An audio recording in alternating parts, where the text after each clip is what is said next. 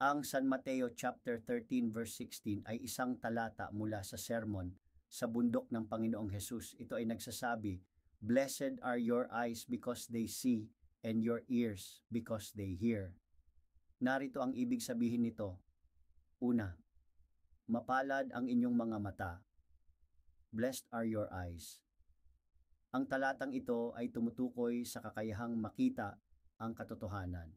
Hindi lang basta nakakakita, kundi ang nakakakita ng may pangunawa at pag-ibig. Pangalawa, nakakakita.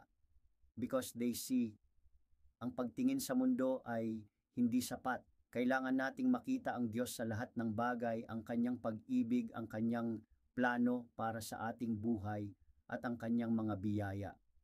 Pangatlo, mapalad ang inyong mga tainga. Blessed are your ears. Ang talatang ito ay tumutukoy sa kakayahang makinig sa salita ng Diyos. Hindi lang basta nakakarinig, kundi ang nakakarinig ng may puso at isip. Pang-apat, nakakarinig, hearing. Ang pakikinig sa salita ng Diyos ay hindi lang tungkol sa pagbabasa ng Biblia.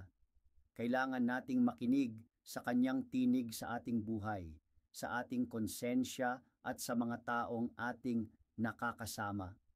Ano ang aral nito? What is the lesson of this?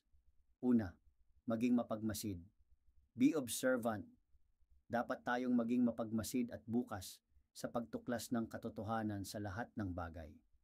Hindi natin dapat ipagwalang bahala ang mga tanda ng Diyos sa ating buhay. Pangalawa, maging mapagpakumbaba, be humble. Dapat tayong maging mapagpakumbaba at handang makinig sa salita ng Diyos. Hindi natin dapat ipalagay na alam na natin ang lahat.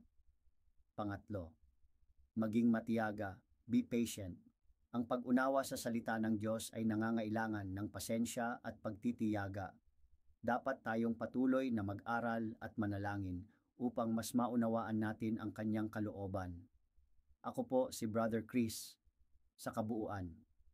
Ang San Mateo chapter 13 verse 16 ay isang makapangyarihang paalala na ang tunay na kaligayahan ay matatagpuan sa pag-unawa sa salita ng Diyos at sa pagiging handang makita at marinig ang kanyang mga biyaya sa ating buhay. Thanks God.